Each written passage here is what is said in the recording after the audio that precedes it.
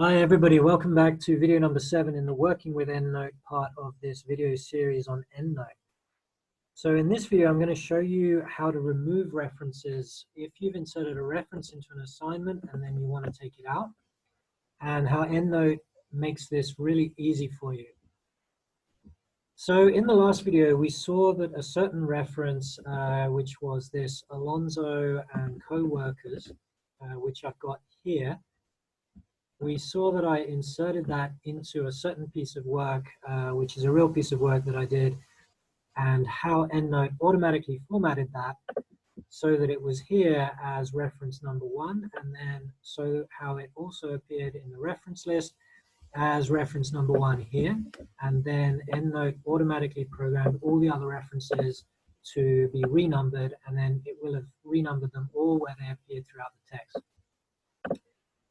Now, if I want to remove that reference, because let's say I decide, oh, actually, you know what, the reference instructions for my assignment said I'm only allowed 10 references, and I've got loads of references here. So this is where Endnote has a really nice function where you can see by going to edit. So I right-clicked there on the Endnote reference, and then I went down to edit and then more.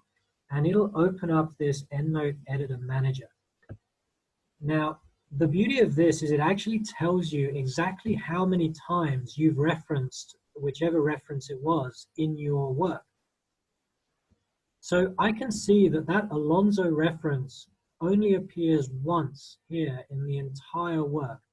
So I know that if I remove that reference here, I'm still covered by this Zuppinger reference, which appears 7 times because I've referenced it 7 times in the whole article.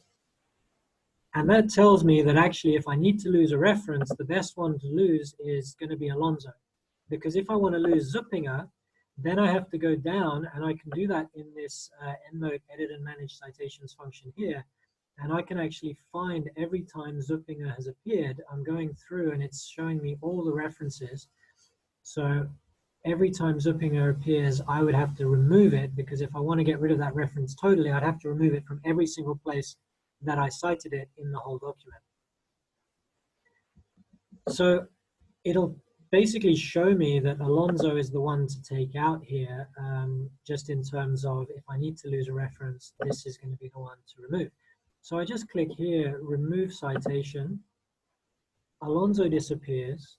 Zuppinger is now going to go to being number 1, and it's going to reprogram all of my references so that everything is going to be referenced in order.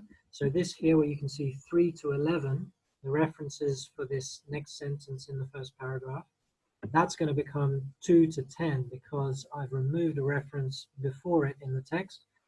And so Endnote will know that it needs to rename all of those references from 2 to 10, and you can see that that's exactly what it did here.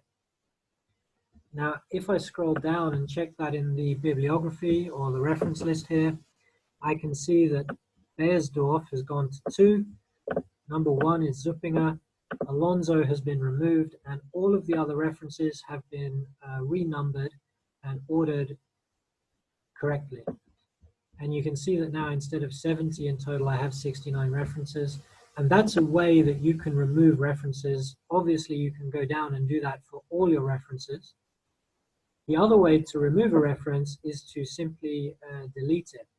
So we know that 1 is a reference by Zuppinger and co-workers, and we know that because we went here and we looked in the Endnote Edit and Manage Citations window, and we saw it appeared 7 times. But let's say that I go to this reference here, number 12, and as I clicked on it, you can see that on the document it became highlighted. Now I know that that reference only appears once in the whole text. So I don't actually have to remove it using that window. I can just delete it here. So let's say that I want to delete that whole sentence now. I just delete it. The reference gets deleted with the sentence that I just hit backspace and removed. And again, Endnote kicks in and it updates all the citations. And in this case, the first citations, so 2 to 10, and in fact, you just saw there, these ones rename themselves to 11. And as you can see, this one down here has gone to 15, whereas before it would have been number 16. And when I come down to the text, that reference, which was by an organization called NICE, has been removed from the reference list. All the other references have been programmed accordingly, and without having to waste any time, you've really quickly removed the references and you've got full control over what happens. So I'm going to end that video there, and in the next video I'm going to show you some more functionality that will help you with your assignments using Endnote to automatically program your references.